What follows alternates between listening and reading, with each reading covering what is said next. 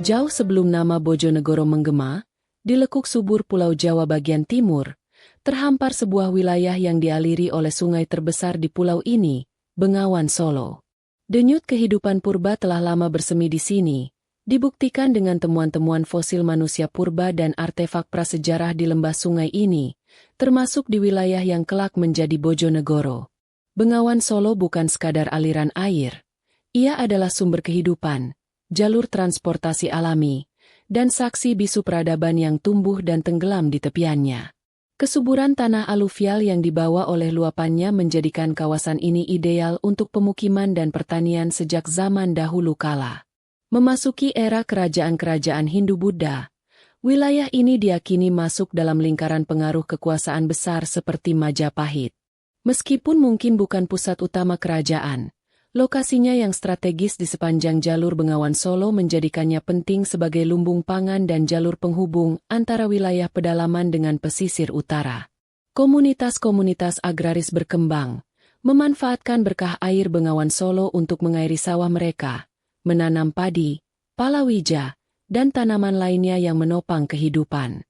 Jejak-jejak peradaban masa lalu ini terkadang masih dapat ditemukan dalam bentuk peninggalan arkeologis atau nama-nama tempat kuno. Ketika roda sejarah berputar dan hegemoni Majapahit mulai memudar di abad ke-15, muncullah kekuatan-kekuatan baru di pesisir utara Jawa, terutama Kesultanan Demak yang bercorak Islam. Wilayah yang kelak menjadi Bojonegoro ini, dikenal pada masa itu sebagai Jipang atau Jipang Panolan, berada dalam posisi geografis yang signifikan. Ia menjadi semacam wilayah perbatasan atau penyangga antara kekuatan pesisir Demak dengan sisa-sisa pengaruh Majapahit di pedalaman atau kerajaan-kerajaan kecil lainnya. Posisi ini membuatnya menjadi arena potensial bagi dinamika politik dan penyebaran pengaruh baru.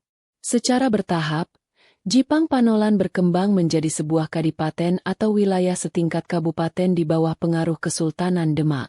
Kadipaten ini memiliki pusat pemerintahan dan kekuatan militernya sendiri, dipimpin oleh seorang adipati yang ditunjuk atau mendapat legitimasi dari Sultan Demak.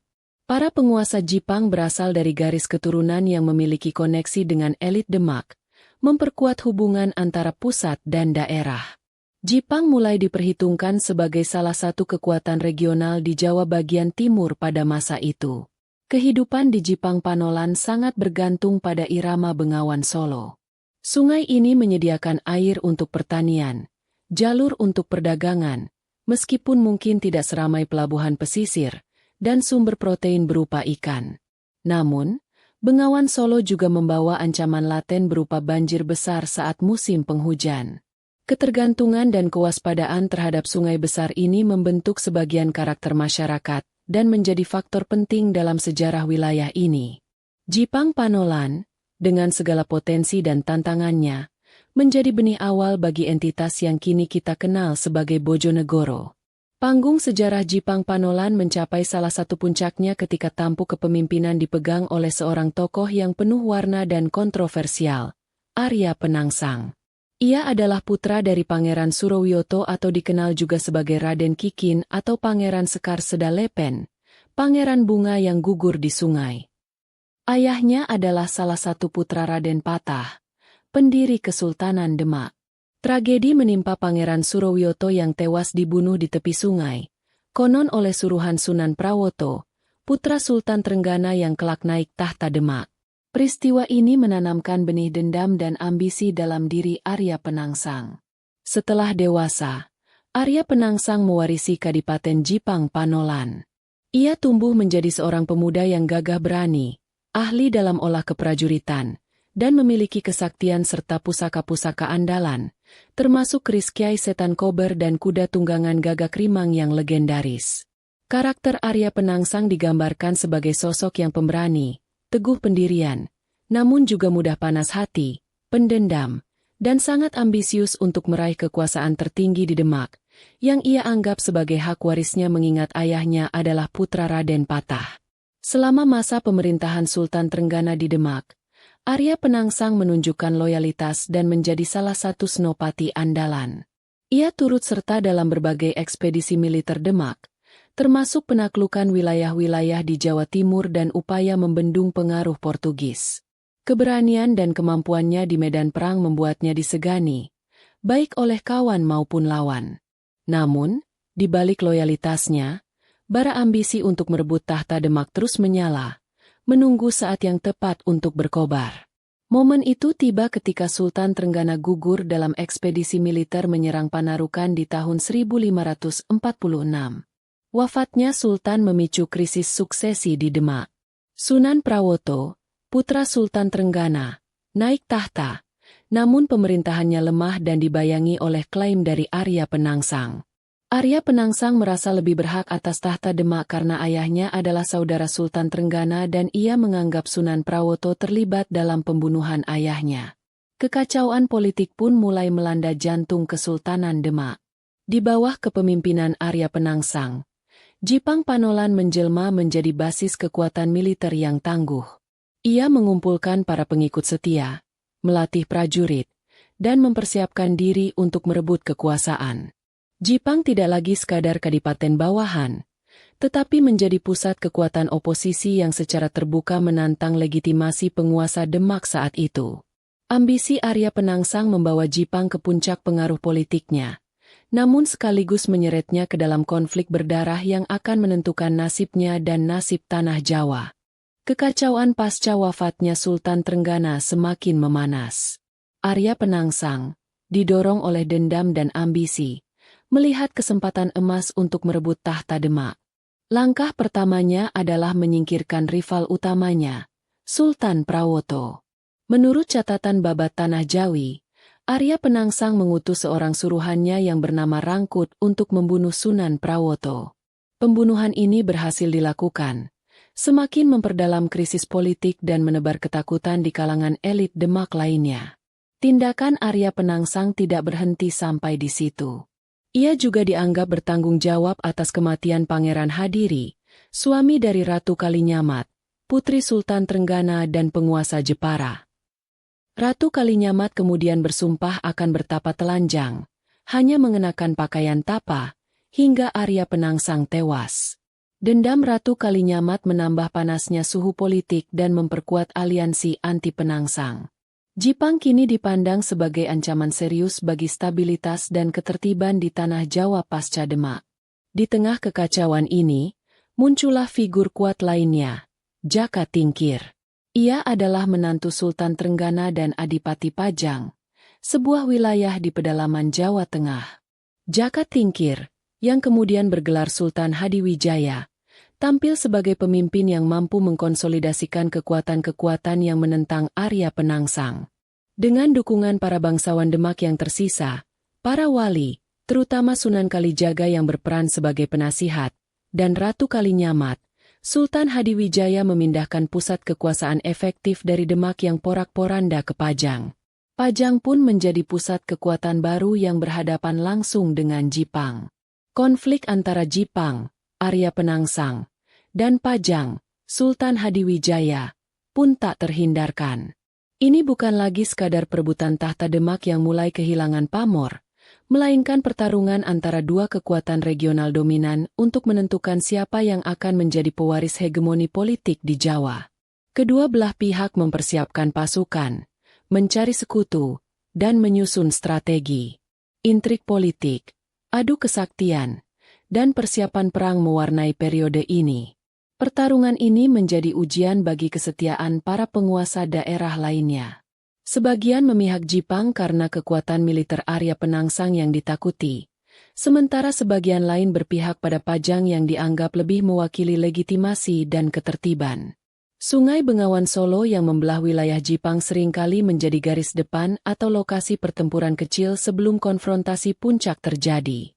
Pertarungan antara Arya Penangsang dan Sultan Hadiwijaya menjadi salah satu episode paling dramatis dalam sejarah transisi kekuasaan di Jawa abad ke-16. Menghadapi kekuatan Arya Penangsang yang terkenal sakti dan sulit dikalahkan, Sultan Hadiwijaya dari Pajang merasa perlu strategi khusus. Ia mengadakan sayembara.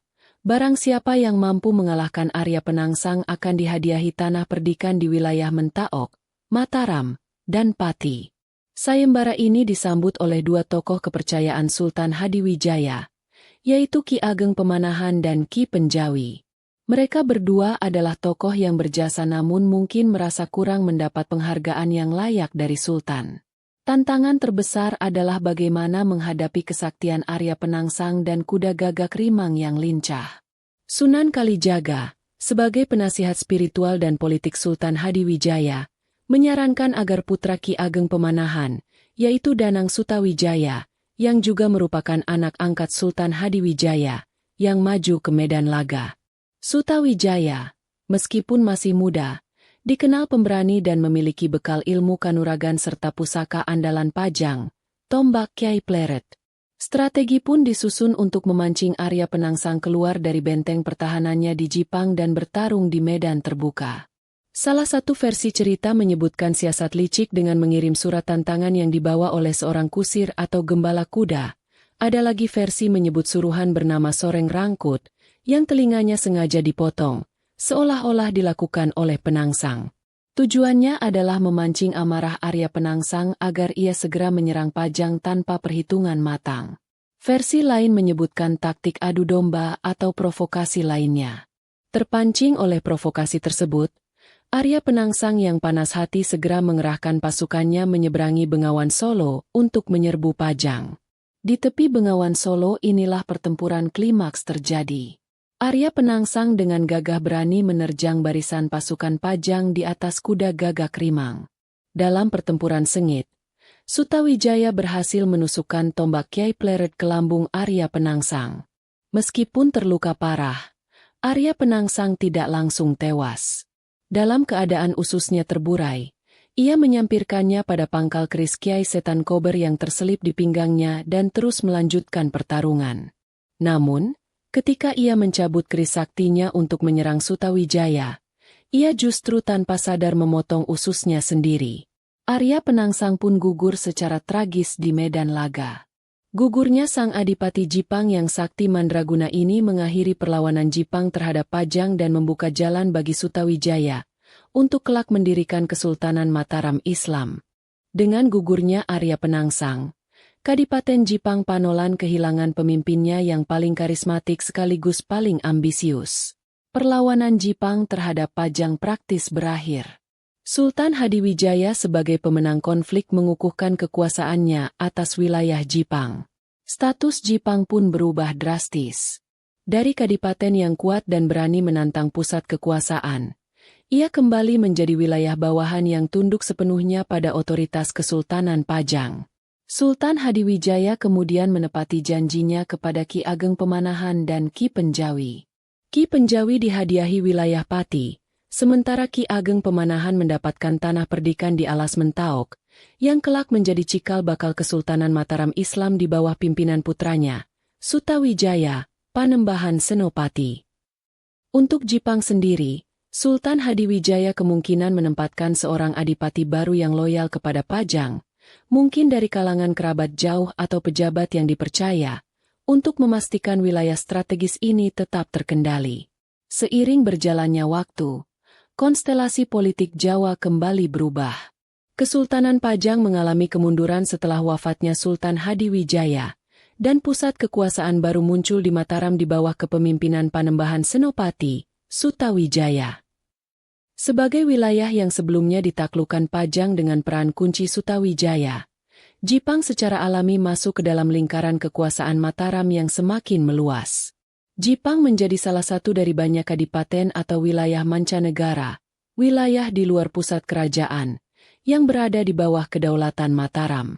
Di bawah kekuasaan Mataram, Jipang tidak lagi memainkan peran politik yang signifikan seperti pada masa Arya Penangsang. Ia menjadi sebuah unit administrasi regional yang bertugas menyetor upeti, menyediakan sumber daya alam, terutama hasil pertanian, dan mengirimkan prajurit jika dibutuhkan oleh pusat kekuasaan Mataram di Kota Gede, kemudian Karta, Pleret, dan Kartasura. Fokus pemerintahan lokal bergeser dari ambisi politik ke pengelolaan administrasi dan pemeliharaan ketertiban sesuai arahan dari Mataram. Meskipun demikian, wilayah Jipang tetap memiliki arti penting karena lokasinya di tepi Bengawan Solo dan potensi agrarisnya. Para adipati yang memerintah Jipang di bawah Mataram bertugas menjaga stabilitas wilayah, mengelola sumber daya, dan memastikan loyalitas kepada Sultan Mataram.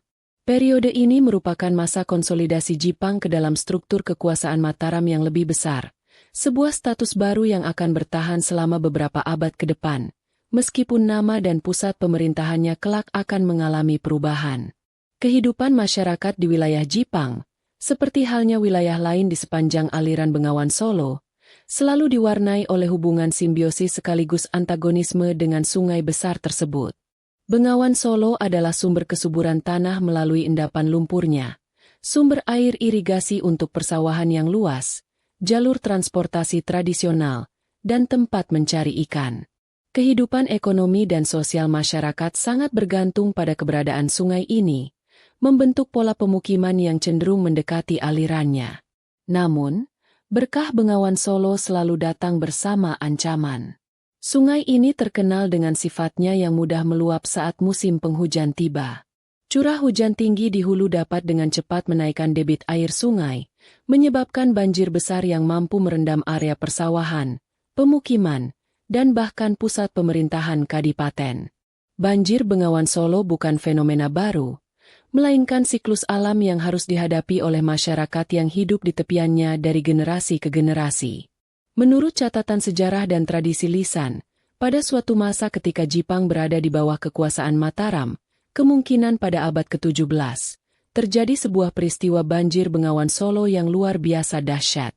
Luapan air sungai tidak hanya merendam wilayah sekitarnya, tetapi juga menghancurkan pusat pemerintahan Kadipaten Jipang yang saat itu diakini masih berada di lokasi yang relatif dekat dengan pusat kekuasaan lama era Arya Penangsang, atau lokasi lain yang rawan banjir. Kerusakan yang ditimbulkan sangat parah, melumpuhkan roda pemerintahan dan menyebabkan penderitaan bagi rakyat. Bencana besar ini menjadi titik balik penting. Adipati Jipang yang memerintah saat itu, setelah berkoordinasi dan mungkin mendapat persetujuan dari Sultan Mataram, menyadari bahwa pusat pemerintahan tidak dapat lagi dipertahankan di lokasi yang rawan terendam banjir bandang.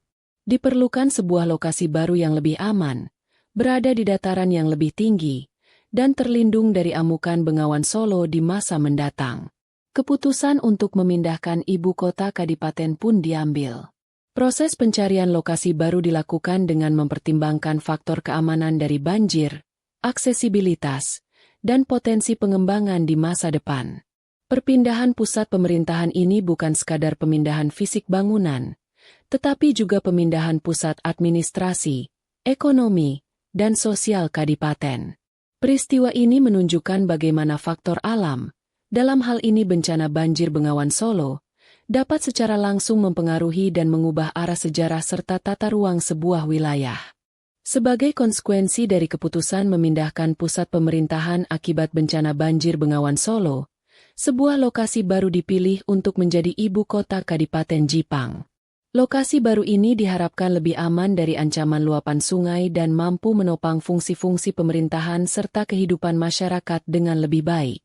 Bersamaan dengan pemindahan fisik pusat pemerintahan ini, muncul pula kebutuhan akan nama baru untuk menandai era baru dan lokasi baru tersebut. Nama yang kemudian dipilih untuk pusat pemerintahan yang baru ini adalah Rajekwesi. Secara etimologis, nama ini berasal dari dua kata dalam bahasa Jawa, Rajek, atau Rajek, yang berarti pagar, tiang, atau bisa juga diartikan sebagai sesuatu yang besar atau agung seperti raja, dan Wesi, yang berarti besi. Gabungan kata ini melahirkan beberapa interpretasi makna. Bisa berarti, pagar besi, yang menyimbolkan kekuatan, pertahanan, dan ketahanan terhadap bencana atau serangan. Bisa juga diartikan sebagai tiang besi, yang melambangkan kekokohan pemerintahan baru. Ada pula yang mengartikannya sebagai Raja Besi, atau kekuatan raja, merujuk pada kekuasaan adipati atau Sultan Mataram yang kuat seperti besi. Penggunaan nama Rajekwesi untuk ibu kota yang baru ini secara efektif menggantikan nama Jipang sebagai sebutan untuk pusat pemerintahan kadipaten. Nama Jipang mungkin masih merujuk pada wilayah keseluruhan atau wilayah historisnya. Namun pusat administrasi kini dikenal sebagai Rajekwesi. Nama ini mencerminkan harapan akan sebuah pusat pemerintahan yang lebih kuat, aman, dan stabil setelah pengalaman traumatik bencana banjir sebelumnya. Tanggal yang sering dikaitkan dengan peristiwa perpindahan ibu kota dan penggunaan nama baru ini, yang kemudian dijadikan sebagai hari jadi Kabupaten Bojonegoro, adalah 20 Oktober 1677. Pada tanggal inilah, Adipati yang memerintah saat itu, di bawah kekuasaan Mataram era Amangkurat II, secara resmi memindahkan pusat pemerintahan dan menggunakan nama baru. Rajegwesi pun mulai berfungsi sebagai ibu kota, dengan pembangunan infrastruktur pemerintahan seperti pendopo kadipaten, alun-alun, dan fasilitas lainnya sesuai standar masa itu. Era Rajegwesi menandai babak baru dalam sejarah wilayah ini. Ia menjadi jembatan antara masa lalu Jipang Panolan yang penuh gejolak dan masa depan yang akan mengarah pada pembentukan Kabupaten Bojonegoro. Nama Rajegwesi, meskipun mungkin tidak sepopuler Jipang atau Bojonegoro dalam narasi besar sejarah Jawa, memegang peranan penting sebagai penanda fase reorganisasi dan adaptasi pemerintahan lokal terhadap kondisi geografis dan dinamika politik di bawah kekuasaan Mataram. Meskipun Rajegwesi telah menjadi nama pusat pemerintahan yang baru, perjalanan menuju nama Bojonegoro masih berlanjut. Dinamika politik di Kesultanan Mataram, termasuk perpecahan internal dan intervensi kekuatan kolonial Belanda, VOC, yang semakin intensif pada abad ke-18 dan ke-19, membawa perubahan administratif lebih lanjut di berbagai wilayah kekuasaannya, termasuk di kadipaten yang berpusat di Rajegwesi. Reorganisasi wilayah seringkali dilakukan untuk efisiensi pemerintahan, kontrol politik, atau kepentingan ekonomi kolonial. Dalam konteks inilah nama Bojonegoro mulai muncul dan akhirnya ditetapkan sebagai nama resmi untuk kadipaten ini. Proses perubahan nama dari Rajegwesi menjadi Bojonegoro tidak terjadi secara mendadak, namun merupakan bagian dari penataan administratif yang lebih luas. Ada beberapa versi mengenai asal-usul nama Bojonegoro. Salah satunya mengaitkan Bojo dengan kata bujangga yang berarti kaum terpelajar, pujangga atau resi, dan negoro yang berarti negara atau wilayah. Sehingga Bojonegoro bisa diartikan sebagai negeri kaum terpelajar atau negeri para pujangga. Interpretasi lain mengaitkan Bojo dengan arti permukiman atau tempat tinggal yang makmur. Tanggal 20 Oktober 1677, yang awalnya menandai perpindahan ibu kota ke Rajegwesi, kemudian secara resmi ditetapkan oleh pemerintah daerah sebagai hari jadi Kabupaten Bojonegoro. Penetapan ini mengikat peristiwa perpindahan ibu kota dan perubahan nama, meskipun perubahan ke Bojonegoro mungkin terjadi sedikit lebih kemudian atau bertahap, sebagai tonggak awal berdirinya entitas administratif yang kini dikenal sebagai Kabupaten Bojonegoro. Nama Bojonegoro secara bertahap menggantikan Rajegwesi dalam dokumen-dokumen resmi dan penggunaan sehari-hari. Di bawah pemerintahan kolonial Hindia Belanda, struktur kadipaten diubah menjadi Regenskap, kabupaten, dengan batas-batas wilayah yang lebih jelas dan sistem administrasi yang lebih terstruktur mengikuti model Eropa. Bojonegoro ditetapkan sebagai salah satu Regenskap di bawah Karesidenan Rembang, kemudian dipindah ke karesidenan lain seiring perubahan kebijakan. Nama Bojonegoro pun semakin kokoh sebagai identitas administratif wilayah ini, meliputi area yang membentang di sepanjang bagian tengah aliran Bengawan Solo. Kini, Kabupaten Bojonegoro berdiri sebagai sebuah wilayah yang kaya akan sejarah. Ia mewarisi jejak kepahlawanan dan tragedi Arya Penangsang dari era Jipang, ketahanan menghadapi bencana alam Bengawan Solo yang melahirkan Rajegwesi, hingga dinamika politik Mataram dan kolonialisme yang membentuknya menjadi Bojonegoro. Nama Bojonegoro menjadi penanda akhir dari sebuah perjalanan panjang pembentukan identitas wilayah di tepi sungai terbesar di Jawa, sebuah negeri yang terus hidup dan berkembang dengan latar belakang sejarahnya yang unik. Demikianlah kisah ini diceritakan. Segala kebenaran detailnya kita kembalikan kepada Allah, Tuhan pemilik kisah kehidupan.